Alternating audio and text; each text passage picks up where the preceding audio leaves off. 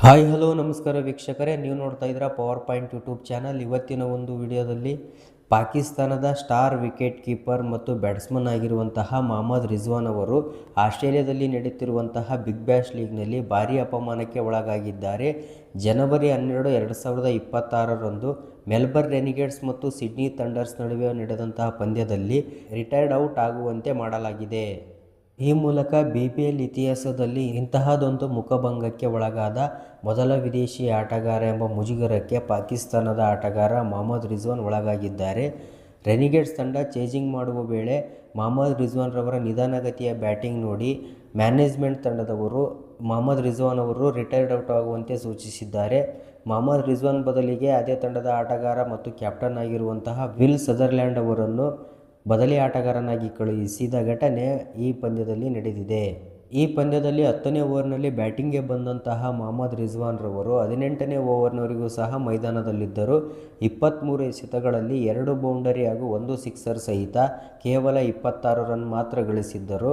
18ನೇ ಓವರ್ನಲ್ಲಿಯೂ ಸಹ ತಮ್ಮ ತಂಡಕ್ಕೆ ಬಹಳ ರನ್ಗಳ ಅವಶ್ಯಕತೆ ಇದ್ದರೂ ಸಹ ಮೊಹಮ್ಮದ್ ರಿಜ್ವಾನ್ ರವರು ರನ್ ಗಳಿಸಲು ವಿಫಲರಾಗುತ್ತಿದ್ದರು.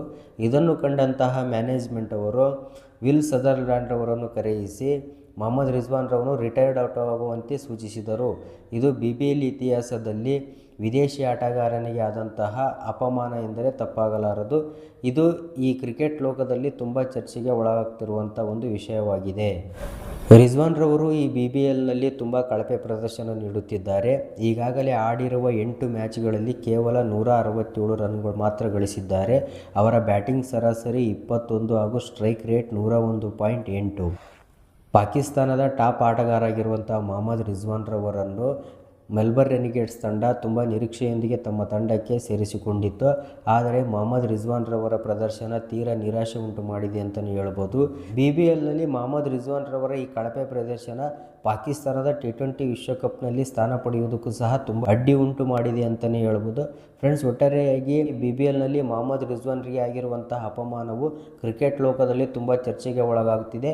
ಈ ಘಟನೆಯ ಬಗ್ಗೆ ನಿಮ್ಮ ಅನಿಸಿಕೆಯನ್ನು ಕಮೆಂಟ್ ಮೂಲಕ ತಿಳಿಸಿ ಅಂತ ಹೇಳ್ತಾ ಈ ವಿಡಿಯೋನ ಮುಗಿಸ್ತಿದ್ದೇನೆ. ನಮಸ್ಕಾರ, ಧನ್ಯವಾದಗಳು.